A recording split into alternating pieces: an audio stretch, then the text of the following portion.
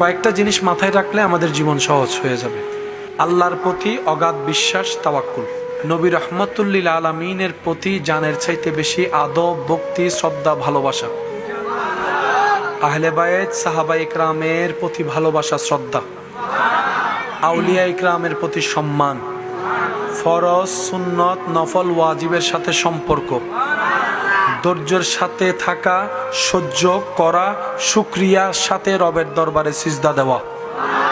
জীবনে যাই আসুক, যেমনই ঘটুক, মন মতো হোক আর না হোক, রবের প্রতি কখনো নারাজি না রাখা। দিলেও আলহামদুলিল্লাহ, না দিলে ডবল আলহামদুলিল্লাহ বলার মতো একটা মন রাখা। জীবন সুন্দর করে দিবেন কে?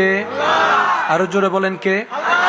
একটা কথা সর্বদা মাথায় রাখবেন, যা আপনার আমার নিয়ন্ত্রণে নাই তা নিয়ে বেশি ভাবার দরকার নেই। সাজালাম একটা অনুষ্ঠান আমরা, এখন যদি বৃষ্টি আছে, কার সাধ্য আছে ভলিউমের মতো বৃষ্টি কমানো? কারো কোনো ক্ষমতা? মন খারাপ করলে কি বৃষ্টি আসা বন্ধ হয়ে যাবে? তো যেই জিনিসটা আপনার আমার কন্ট্রোলে নাই, এই জিনিসগুলা নিয়ে কখনো ভাবার, টেনশন করার দরকারই নেই। তো করবোটা কি? মানুষ তো, মন তো খারাপ হতেই পারে, টেনশন তো লাগতেই পারে। তখন আপনার টেনশনকে আপনি শুনাই দিবেন, মনকে আপনি জানিয়ে দিবেন, সেটাই তো হবে যেটা আমার রব চাইবে। আর রবের চাওয়ার উপর খুশি থাকাই তো বান্দার কাজ। সুতরাং আমি আমার সমস্ত কিছুকে আমার রবের ইচ্ছার উপর ছেড়ে দিয়েছি। সুবহানাল্লাহ। আমি আমার রবের মর্জির উপর ছেড়ে দিয়েছি, কারণ আমার যা আছে আমি ভাবছি আমার, আরে সবগুলাই তো আমার রবের। এমনকি আমার দেহে যা আছে সেটাও আমার রবের। আমি যে রু নিয়ে বেঁচে আছি সেটাও তো আমার রবের। বলেন না সুবহানাল্লাহ। আমি, আমার, আমাদের বলতে মূলত আসলে কোনো কিছু, সবকিছু হচ্ছে আল্লাহর দেওয়া আমানত। সেজন্য আপনার হাত আপনি চাইলে কাটতে পারবেন না।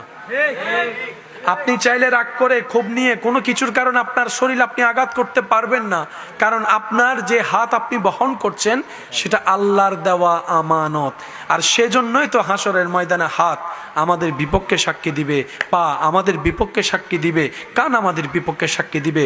প্রশ্ন যখন রাখবো, আরে তুই তো আমার ছিলি, আমার হাত, তুই তো আমার পা, আজকে আমার বিপক্ষে চলে গেলি, সেদিন হাত বলবে আমি কখনোই তোমার ছিলাম না, পা বলবে আমি কখনোই তোমার ছিলাম না। আমরা আল্লাহর দেওয়া আমানত হিসাবে তোমার কাছে ছিলাম। সুবহান। রক্তের বন্ধনের সাথে অনেক দূরত্ব চলে এসেছে আমাদের ভিতরে। আজকাল কেউ কারো বাড়িতে তেমন যাওয়া আসা, আর যাবেই বা কেমনে? গেলেই তো বদনাম, গেলেই তো প্যাঁচ, গেলেই তো এটা। কেউ কারোর সাথে ভালো সম্পর্ক আমরা রাখতে